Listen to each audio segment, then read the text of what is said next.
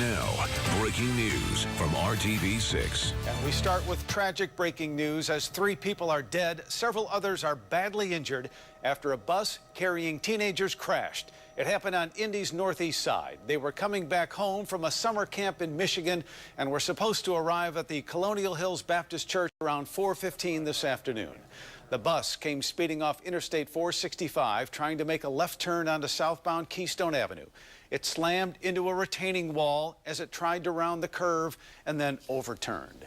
We have live team coverage of this deadly bus crash. We have an update on the victims in hospitals, reaction from members of the church where the bus was supposed to return, and the investigation into the crash. RTV6 reporter Ebony Monet begins our team coverage tonight with the latest on the crash and accounts from eyewitnesses. Ebony. Drew, there were 37 people on that bus coming home from a church retreat in Michigan, and witnesses say moments before the crash, it was going very fast. Out of nowhere, this bus, came from my left, hit the concrete median and clipped. A speeding bus is what witnesses report seeing moments before a deadly crash. I saw this bus going so fast, and I thought, that guy's going fast, and that's an old bus. I drive a school bus, and so just seeing that, this is every bus driver's worst fear. Indianapolis Fire Department officials say this is a Colonial Hills Baptist Church bus. 3 people died in the wreck that flipped it over, including a husband and wife. Even before ambulances could get here, medical workers who happened to be driving in the area rushed to help. I mean, it was kind of chaos there for a minute. There were people underneath the bus, trying to get other people out and pulling them out. I was yelling at them, telling them to get out from underneath there because it's not safe. The bus isn't stable yet. His arm was bleeding pretty heavily, and I felt like we could contain it if we got a tourniquet on it, and without any supplies, I saw his belt. First responders took dozens of children to the hospital, suffering from various injuries. At least 2 teens were airlifted in critical condition.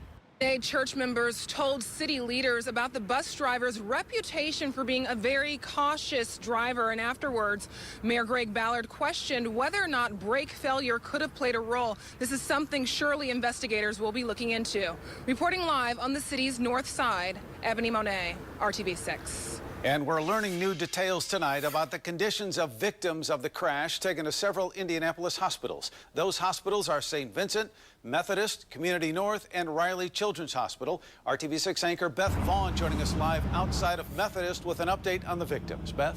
Drew, I have very good news to report here from the IU Health Network.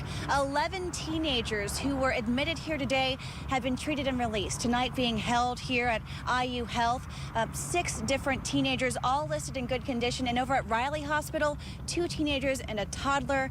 All of those also listed in good condition. Now, these are huge improvements from when we last saw you at 6 o'clock this evening. In fact, our photographer was here at IU Health when the caravan of ambulances arrived and the Life Flight helicopter landed. It was a rush of action that has since cooled off. This was the same at St. Vincent Hospital as well. Tonight, 2 adults remain there. At last check, they were also listed in good condition. Now, we spoke with the chief trauma surgeon who tells me they were ready with multiple anesthesiologists, trauma surgeons, and bounds of nurses. He says they went into full mass casualty mode. Some of that decision making is made at the scene. We would certainly have been able to handle more patients than actually ended up arriving. We had the resources that would have been able to take care of 20 or 30 seriously injured patients. Dr. Jacobson says he will use this incident with his staff as a training exercise to make sure they're even better prepared next time. Now, we also want to report that tonight, all 9 people admitted to Community North Hospital are at home tonight. They were released sometime before 10 o'clock. Reporting live downtown, Beth Vaughn, RTV6. That is some good news, Beth. Thank you. Prayers. That's what the pastor and the deacons say their church family needs most right now. At this hour, people are doing what they can for the victims and their relatives who have gathered at the Colonial Hills Baptist Church just off 80th Street in North Keystone. The bus that overturned was ever so close to its destination when it flipped, killing 3 people. RTV6 anchor Mark Mullins live at the church now with more on how those in the congregation are helping each other out. Mark? Drew, you mentioned that people want to help in any way they can. Well, the managers of a nearby fast food restaurant sent over a bunch of sandwiches, chicken sandwiches, to this church for the people who had gathered just to be together. People are also using social media to reach out to everyone touched by this tragedy, using prayer when faith is being tested. With so many questions, how could this happen? Why did this happen? Colonial Hills Baptist Church deacon Jeff LeFew knows what is happening for the teens and their families. Now their faith gets to be tested, as it is for all of us. This church parking lot is the place where reunions were about to happen. Deacon LeFew couldn't wait to see his daughters. He was waiting with his wife for the buses to pull up. The small yellow bus showed up, and we noticed immediately that all the kids were screaming through the window and out the window, and that wasn't normal. They're usually excited to see us, but this was panic. The children described to their waiting families at the church parking lot what they had seen happen to the other bus. Deacon LeFew had 3 daughters on that overturned bus and 1 daughter on the smaller bus that arrived safely. They're all fine, physically. They saw a lot. They saw some difficult things. The church family is banding together, helping the kids who witnessed tragedy. It comes in waves where they're okay, and then it hits them again, and you'll look over and you'll see them grieving. Mayor Greg Ballard visited the church and felt the energy holding everyone together. As soon as you walk in there, they're together, and it's very clearly that they are being guided by their faith right now. It's very evident. Already, hundreds of people have posted messages of support on the church's Facebook page, many from as far away as Brooklyn, New York, Georgia, and New Hampshire, saying they're praying for the 3 who died and the others hurt in the crash. For the Colonial Hills congregation, the Bible's messages may help. The Bible teaches that when a Christian dies, they are immediately with the Lord. And so the ones who passed away, they were immediately ushered into heaven. And that's our comfort. Spoke to us tonight say the married couple that was killed were devoted and lived out their faith. The pastor and the deacons are now working out plans for what to do with tomorrow's services and how the victims will be honored. Meantime, I can tell you that this church has been around for 50+ years and has more than 600 members as part of the church. I'm live on the Northeast Side. Mark Mullins, RTV6. Seems like an amazing congregation, Mark. Thank you. And now the investigation into what happened begins for local authorities. What caused the bus to flip on its side, resulting in dozens of injuries and 3 people getting killed? Call 6 investigator Rafael Sanchez joining us live on the north side now with what he has learned about the investigation. Rafael. Everything, Drew, is on the table. Investigators will look at every piece of that bus, bumper to bumper. Now, sources tell me tonight that it'll be a few days before we get the official cause, whether it was mechanical error, human error, or both. The focus of the investigation will be on the man behind the wheel of the church-owned bus and the vehicle itself.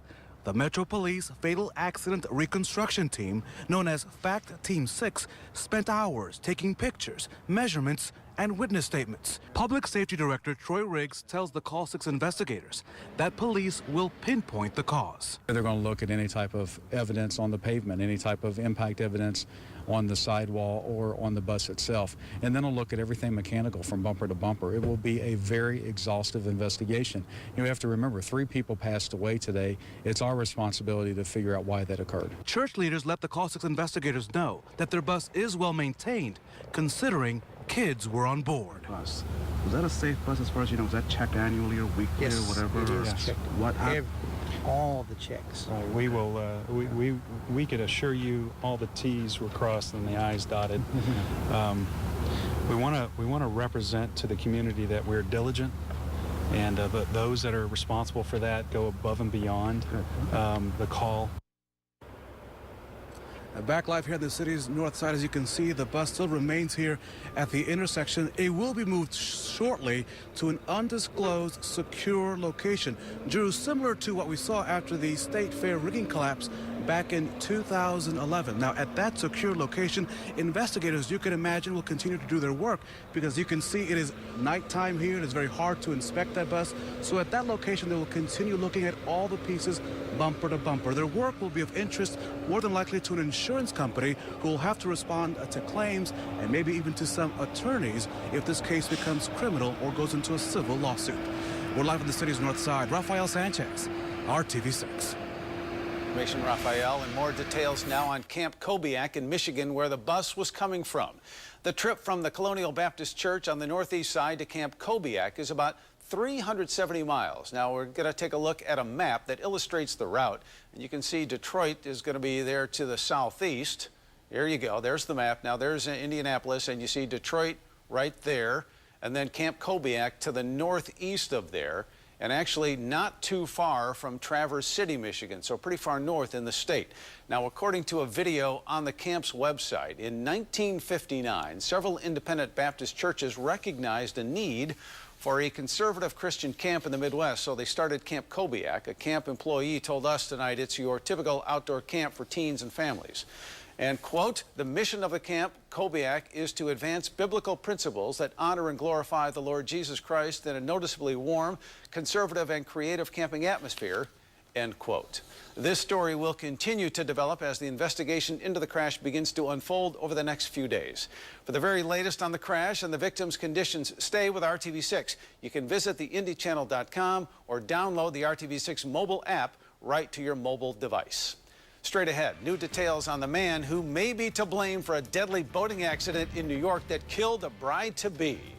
And details of a bloody day in South Florida as a man goes on a shooting rampage. Have you stepped outside lately? It's getting cool, especially by July standards. We're already into the 50s in Lafayette and Muncie. Could it be a record chill by Sunday morning? Your forecast just ahead. Speaking of cool, how about this for a cool way to arrive at Colts camp? Reggie Wayne. Later in sports, we look at the day one for the team in Anderson. Continuing with breaking news, 3 people are dead, dozens are injured after a bus carrying teenagers returning from a summer church camp in Michigan overturned just minutes from home. The bus came speeding off Interstate 465, trying to make a left turn onto southbound Keystone. It slammed into a retaining wall as it tried to round the curve and then overturned. We know that 2 of the 3 people that were killed are husband and wife. Right now, there are 6 teenagers at Methodist Hospital in good condition. 2 teens and a toddler remain at Riley, also in good condition. 10 teens have been released from the hospital. The bus was about a mile from Colonial Hills Baptist Church, its destination. The investigation into what caused this crash has just begun. Stay with RTV6 and download the RTV6 app for the latest information on this story. And we're watching a developing story out of South Florida. Authorities say a man living with his mother in an apartment complex set their unit on fire and then went on a shooting rampage. That man killed 6 people before being shot to death by police. The 8-hour standoff with police ended when the SWAT team stormed the apartment, killing 42-year-old Pedro Vargas. All new at 11 o'clock, manslaughter charges have been filed in the Hudson River crash. The driver of a speedboat that slammed into a construction barge on New York's Hudson River, hurling a bride-to-be and her fiance's best man into the water. He's been charged with vehicular manslaughter. Authorities say the man is suspected of operating the boat while intoxicated. The man will be transported to jail after he's released from the hospital. The body of the bride-to-be has been pulled from the water. Authorities are still looking for the best man who was thrown out of the boat. The groom and others are in the hospital. All right. Storm Team 6 meteorologist Kyle Mounts is here now. And we're talking about temperatures down in the 50s tonight? 50? Yeah. The 50s? Some of us are already in the 50s. It's July. Yeah, we checked the calendar. It is July. Yeah. It's crazy. Of course, especially this time last year when we were so much warmer. And I think people at the Brickyard are going to say thank you because it's going to feel nice. Yeah, and you know, a lot of people camping out at the Brickyard. Sure. Here's the live view from our Weather Now camera, the infield at the Indianapolis Motor Speedway. Of course, that's a busy place tonight, going to be a busy place tomorrow, and hopefully you brought the blanket and several of them, because if you are camping outside tonight, it's going to be very chilly. We're already at 62 in Indianapolis, and winds out of the west-northwest at 9 miles per hour, adding a little extra bite to the Air Force this evening. Mentioned some of us already in the 50s. That would be Muncie and Lafayette in the upper 50s, 62 in Indianapolis and 61 for us right now in Columbus. We do have a few more degrees to fall tonight. Our record low for tomorrow morning is 54. Forecasting in Indianapolis a low of 53 degrees, but you know, outlying areas tend to be a little bit cooler. And how about this? We could see some spots like Peru drop into the upper 40s by Sunday morning. You may actually need to dress in layers as you are out and about on your Sunday, especially if you're going to be out early in the morning. 52 for the overnight low in Bloomington, 51 in Muncie. As we check out those temperatures, mentioned, of course, the Motor Speedway, if you're going to be heading out to the Brickyard 400 tomorrow, 56 degrees at 8 o'clock. We'll see those temperatures gradually warm, 66 degrees at 11 o'clock, nearing 70 at noon. And then as we go into the afternoon, we're going to start to see those numbers level off a little bit, holding around 72 at 2 and 3 o'clock. About 74, I think, will be our top number. That's going to be one of the coolest Brickyard 400s we've had. All right, 74 degrees. That will come with partly sunny skies. Any showers, I think, stay across northern Indiana. Winds out of the west at 10 miles per hour. 73, your top number in Muncie for Sunday afternoon. 74 in Lafayette, our average high this time of year. 85.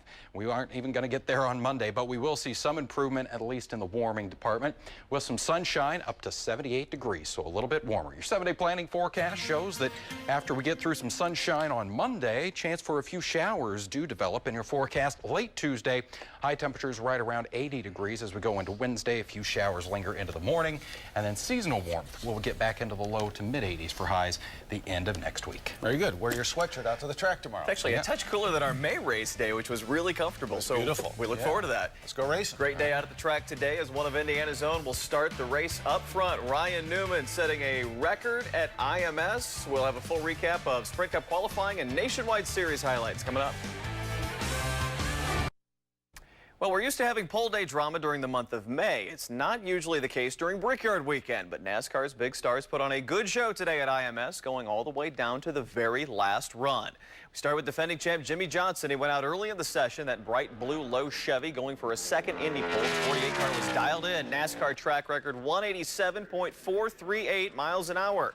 The entire line of drivers went as still Johnson was on pole. The last man out was South Bend's Ryan Newman, the man they call the Rocket, stealing Jimmy's thunder.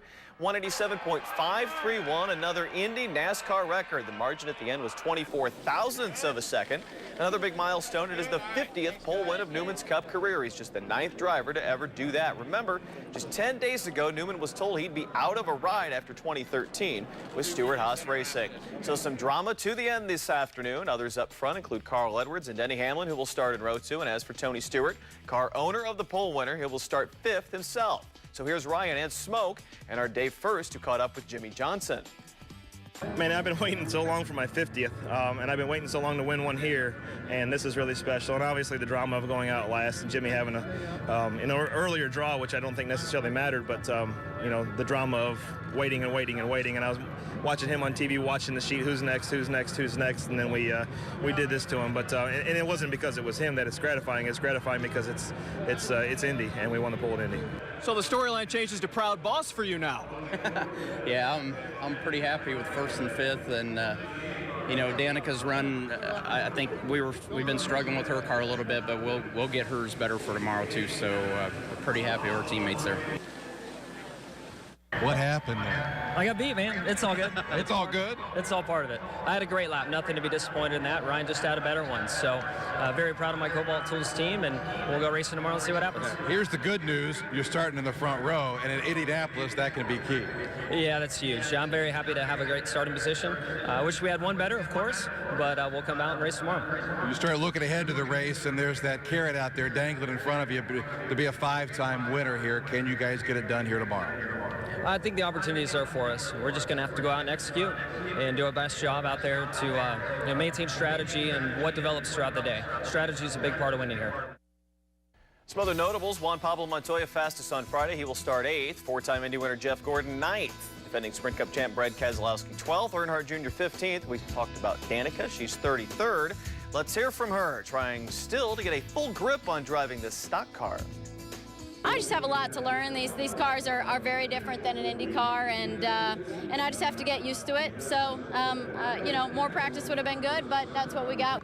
Overdrove 3 in practice, so tried to get through there solid. I thought I did, but I did go for it in 4, and it didn't stick. So I kind of wish I'd approached 4 the way I approached the other turns. And we'll go to the hauler and talk about that, what we can do to improve the car a little bit. But there's some. You know, there's some things that are more positive about the race package than there was about the qualifying package for sure. So the table was set for the Nationwide Series to go around the Indy Oval again. A small handful of Cup regulars running this one, and one of them owned the day once again. Nationwide points leader Sam Hornish Jr. was done early. Engine trouble lap 64, had to bring it in. He finished 34th. Austin Dillon now the points leader. Kyle Busch was dominating the day, but on a late restart gets some bang into the doors with Joey Logano. Here the tangle on lap 95, and it's Idaho's Brian Scott taking advantage. Goes to the front for the first time this season, but Rowdy Busch had far and away the best car in the field. Couple laps is all it took to run Scott down. Kyle makes the pass one more time, pulls away to the finish. He wins by more than 2 seconds. Scott held off Logano for second place. He was leading the race there, and he was holding me up. I mean, I was much faster than him. I just was having a hard time finding a way by. And so there at the end, as soon as I, got a gap on him on the 22 and could get to his back bumper, it just made for a pass. He was able to get back to us. If I could go back and do things over, I might have been able to hold him off. I know some things I would have done different, but all in all, a great day. The win is Busch's 8th on the Nationwide Series already this season. Well, training camp begins for the Colts this weekend. Reggie Wayne certainly knows how to make an arrival, and today fans and media had to look to the sky to see number 87 come to Anderson. Reggie came in an IU Health Lifeline helicopter. 20-year-old Max Surser, his special guest. Max recovering from a bad farm accident. The Lifeline crew helped save his life. The rest of the team simply drove to Anderson. So did our Jason Spells. Year 2 for Andrew Luck and Coach Pagano as Indianapolis Colts kickoff training camp. Good evening, everyone. I'm Jason Spells back at Anderson University. Andrew Luck checking in about 8:30 this morning after moving into his dorm room. We had a chance to catch up with the quarterback and ask him what he hopes to get out of his second year here in Anderson. Get better, and try to be the best quarterback, for this team and what we need to put ourselves in for chances to win games. And obviously, I think the beginning of training camp, there's a little more focus on the me, I guess, or the personal side of things, of getting better personally. But once those preseason games start hitting and then into the regular season, I hope we're getting much better as a team. Our offense is predicated on not wasting plays. We have to be very detailed and exact in everything that we do. We want to be efficient, but at the same time, we want to score points and score a lot of points. The Colts welcoming in some international flavor this year at training camp. German-born and first-round draft pick Bjorn Warner, as well as unsigned free agent Daniel Odongo, who was in South Africa this time last week. Really excited. It's my first time that I have to go somewhere for training camp, So that's something new to me right away, and pretty excited about it, just the team camaraderie coming together. Well, there's a lot of things which are similar, similar positions, but, defensively where I'm going to be playing as an outside linebacker, a lot of the stuff that I was doing in rugby correlates. A lot of tackling, a lot of aggression, a lot of physicality. So I'm pretty much starting from scratch, but I'm a quick learner and I'm ready to put in the hard yards to make sure that, I'm up and ready to go when the time comes. A pretty interesting story there, and Daniel Odongo, Sunday will be the first time he'll put on an NFL helmet and pads. Colts take the practice field at 9:30 Sunday morning. I'll be here and have that for you coming up on RTV6 News at 6. For now, at Colts training camp at Anderson University, I'm Jason Spells, RTV6 Sports. Be about time we get to the track tomorrow. Good stuff. Indians lose at home tonight, 7-5 Syracuse. 2 in the 10th for the Chiefs. Same two teams Sunday, 1:30 live coverage on HTSN. Tribe or home all week. And, of course, Trackside 6, full coverage of the Brickyard 400 tomorrow at 6. Looking forward to a good one out there. It's going to be great, Brad. Thank you. We're going to be back to wrap things up in just a moment. Stay right there. Well, buying your next cocktail at a bar may never be the same again because now there's an app for that. NFL player Jonathan Vilma, partner in a new app called Bar Eye. It's a startup company that produces software for bar owners and patrons. After a free download, the user can set up an account, check in, and buy drinks for themselves or somebody else at the bar. Users can also tip the bartender through the app. Bar owners can offer special drink promotions as well. So there you go. Final look at the weather is Brad's now already he's almost on that app. He's almost off the clock. Yeah. We'll drop down into the 50s tonight, talking about record low temperatures, then the mid-70s tomorrow afternoon. All right, very good. Stay with RTV6 for the latest breaking news. We'll see you again tomorrow at 6. Have a good night.